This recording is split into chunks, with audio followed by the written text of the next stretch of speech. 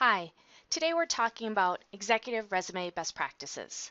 This is a great topic if you are an experienced professional with at least 10 years of professional experience and you're seeking roles that are lateral or next step to your current role. Let's review what we're going to cover today. There are 5 things that we're going to be covering in this webinar. First, we're going to touch on the real purpose of your resume. We will also discuss resume strategy, formatting as it relates to current best practices, section-specific best practices, as well as a brief overview of your resume as it relates to your LinkedIn profile. So let's get started. First, let's talk about the purpose of your resume. Now, you might be thinking, well, I know the purpose of my resume. It's to get me a job. And yes, there is truth to that. But what I really want to say is that the purpose of your resume is that it is a marketing piece that reflects your brand. And this is very important. You need to know that who you're selling to and you being the product are matched, right? So this is a goal of selling you on paper. It is one piece of you in what would be an overall job search strategy that included your LinkedIn profile, your networking, conversations that you're having at the office. All of those pieces also play into an overall strategy. And this is going to be just one piece of it. So you don't want it to be this overwhelming, comprehensive, heavy document. This is not your autobiography. This is to support your brand and who you are in your current setting. This is also going to support your networking so that as you're having conversations with people, you have a document that they can refer to and review in a very easy way. And it's also to get you to the next step. When I think about a resume, it's not about getting you the job. It's actually about getting you the interview. And if you have those ideas in mind, it makes the resume choices and the pieces that go into building out your resume easier overall. So as you begin this process, it's important to know yourself. It's going to be critical in this process to really be able to identify the skills that you bring. What are your gifts? What are your talents? What are the experiences that you've already had, the passions that you bring, your strengths? All of those things are going to be part of the bigger picture of how you build out the resume. And it's important to know these things not only in your head, but be able to articulate them so that you can select the right pieces of who you are to use as part of your story that you're telling on your resume. Additionally, once you have that picture in your head, you're going to do some market research and you're going to gather intelligence on your audience. And that can come in a variety of ways. You're going to look at job postings. So for example, if you're looking to be a director of finance, then you should print out 4, 5, 6, 7 postings on director of finance and look at what the market is looking for. What is the skill set that is currently needed in order to be a director of finance? And what of those skills that you possess do you want to make sure you highlight on your resume to reflect that you are a match for that job opportunity? You can also do some company website visiting if it's about tone or fit or what's important to their company culture. You can look at LinkedIn profiles of other director of finance people and see the types of things that they're bringing in their skill sets. It's also a great idea to do informational interviews. All of these help you do market research so that you can marry what you have in your history and again your gifts and your skills and your talents and what the market is looking for. Because in your resume strategy, the real sweet spot is matching that up and showing the marriage. So you're going to focus on what you bring to the table and what the market is looking for and how you can be that perfect fit for that opportunity. Again, this is why having some self-awareness about your gifts and talents are going to be so important, not only in your head, but the ability to articulate it, because you need to show how you can connect those dots for a potential employer. And if you have that as your resume strategy, it makes it a lot easier to choose what actually belongs on your resume and what can be a distractor or what's extra and not going to really help play your brand to its greatest potential.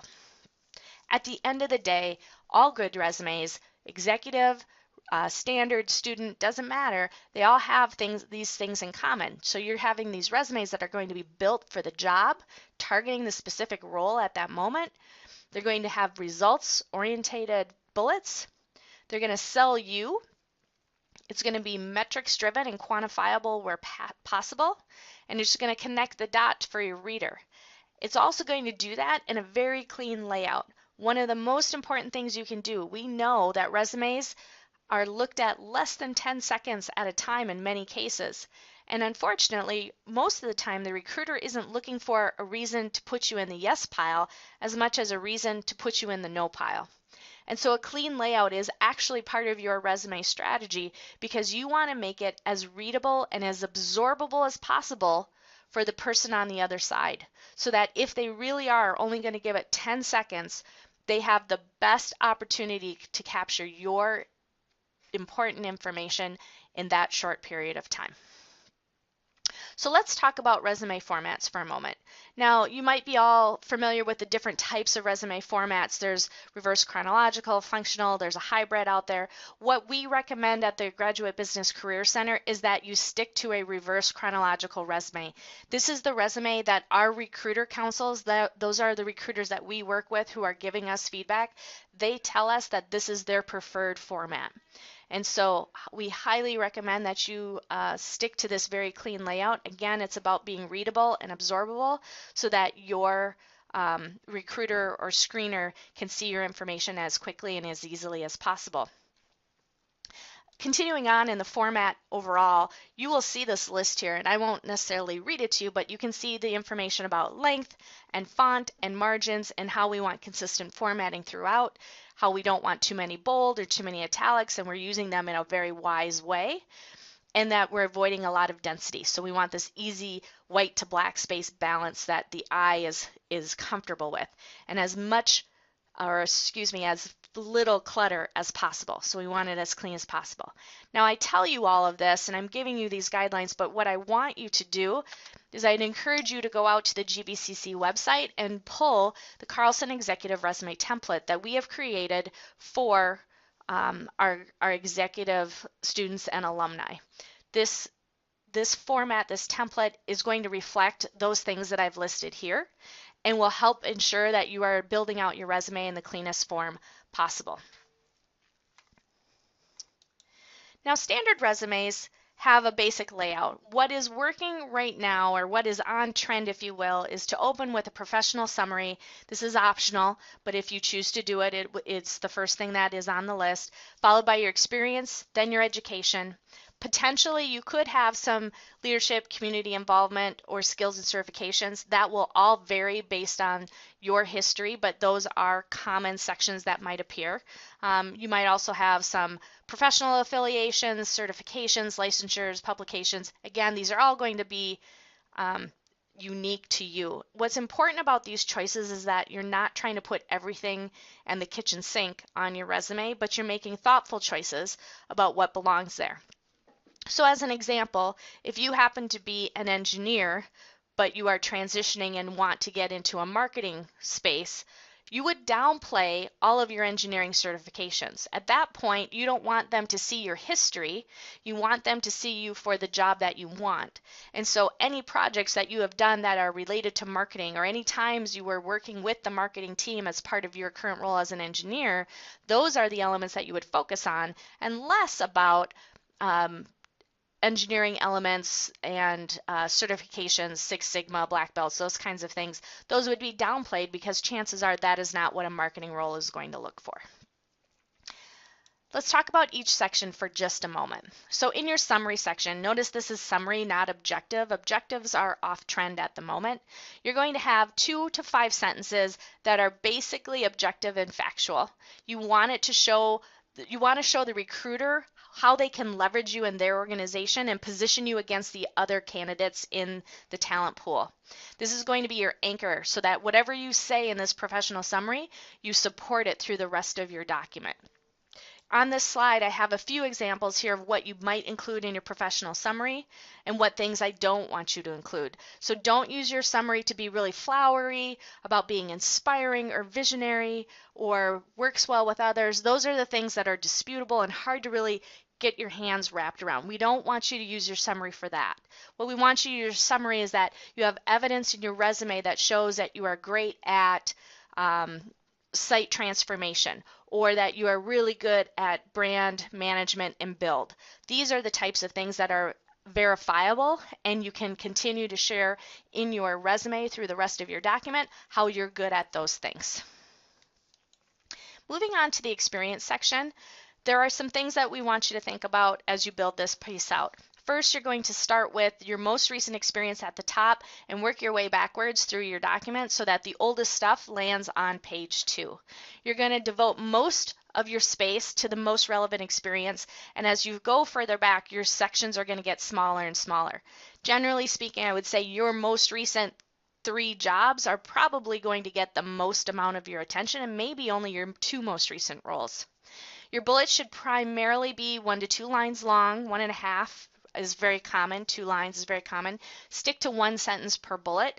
Anytime you get to a bullet that exceeds 3 lines, you should review that bullet and make sure you're being as concise as you possibly can.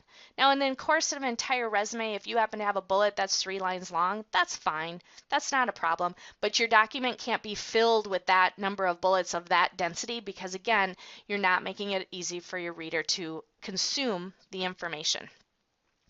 Also, what you want to try and demonstrate in an executive resume is that you're demonstrating your growth and expanding scope over time. So going from an analyst to an analyst 2 to an analyst or senior financial analyst to an financial manager. This is showing the growth over time in your career, and that is what a recruiter is looking for in an executive resume. Additionally, and we'll talk about this a bit more in just a moment, you're going to make sure that those bullets start with a strong verb. Some of them, my favorites, are listed here. You're going to quantify results wherever possible. I want you to use appropriate words to your function or industry, so you make sure that you're using the language that the industry is looking for. It's another reason why we want you to look at job descriptions as part of your research before building out your resume, so that you're in line with what the market is looking for. And you can vary your format of your bullets. So some bullets will start with your competency first and then be supported by a result.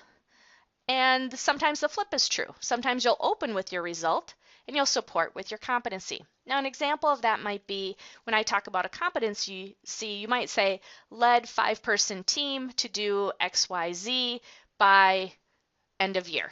So that's sort of you showing your leadership competency. The flip of that might be that you would open with your result and say something like, increased productivity by 7% while leading 5-person team. So now I've shown my result first, and then I've followed it with my competency of leadership. Those are really 2 quick examples, but that is sort of the difference between those types of bullets. When you're doing this and you want to start with a strong verb, because we want to make sure that you're showing your impact to the organization, another way to think about this is that you really want your wins. You want the information here that is your most proud achievements, no job descriptions. So I don't want anything that talks about responsible for or duties include. We don't want anything irrelevant to what this audience is looking for. So if your audience isn't looking for you to necessarily manage a budget, perhaps as an example, then perhaps you don't need to include that as part of your information because you want to save that space, that very limited space that you have, for the stuff they're really looking for. So stay away from vague and generic statements. I would rather your best example of something than a vague and general statement that reads like a job description. Stay away from listing skills that are assumed. A common thing I see all the time is Microsoft Office. We know you know how to use Microsoft Office, and I understand that your job description has that listed, but that is not your differentiator, so stay away from those things that are going to bring you to a common space and focus on the things that make you different. Also be careful of repetition and redundancy. Once you've represented something and a competency, you don't have to do it again and again. A couple times is fine, but don't necessarily think about it throughout your entire document because you want to use that space for other things. A couple examples of good ways to communicate your bullet is, first, you can communicate by scope. So I always want you to do results, but sometimes results are hard. So one example could be scope. So as you can see in this example, it went from a high-level completed due diligence kind of statement to a very specific completed due diligence on 22 potential merger and acquisition targets with a range. So that's great. So now I understand that you've not done this once, but you've done it 22 times. You've done it with this amount of assets. These are more useful to your recruiter.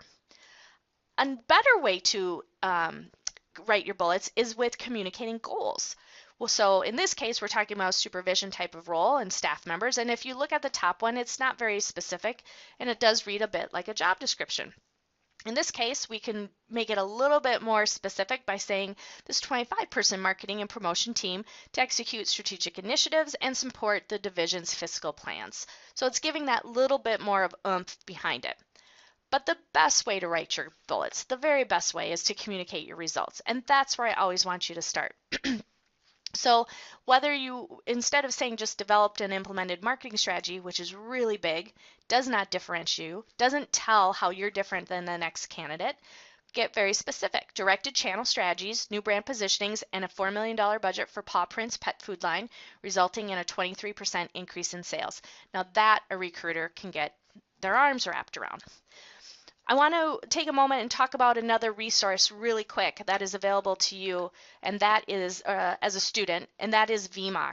VMOC is our software review tool for resumes available to current students, and you can get to that through the GBCC website as well. This will give you bullet by bullet feedback on your document. So once you draft your document, you would be able to get line by line feedback on, are you doing your best? Are you communicating results? Are you giving clear information on your bullets? And it's a great tool. So once you go to the GBCC website under resumes, you can get access to the VMOC tool and submit your document for review. Okay, now we've just talked about some best practices on each of the sections, from summary to experience. Now, this is great. But you might be asking yourself, what about my LinkedIn profile? Here's what I would recommend. 100% keep your resume your focus and complete that first. Your resume is your most formal document.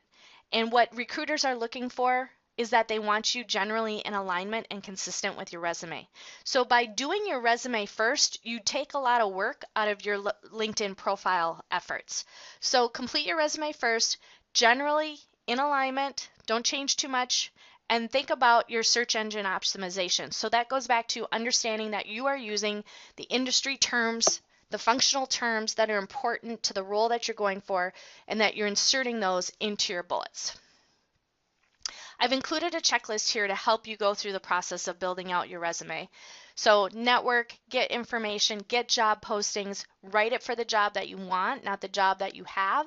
Make sure you're connecting your results and outcomes and accomplishments to metrics that are using quant or qualitative measures. And when you're totally complete, go ahead and update your LinkedIn profile. My best advice to you is to keep it current by checking in on it oftentimes at the mid-year and year-end review process in your organization, because at that moment you're already thinking about the things that you've done in your office, and you can take care of two birds with one stone. I would also encourage you to write your office mid-year and year-end reviews in resume bullet form, because then you're really maximizing your time for future use on your resume. Thanks for watching this video. Please visit the GBCC website for more information and resources about your resume and other career-related topics, or feel free to contact the office where you can get an appointment with a coach to talk about your scenario specifically.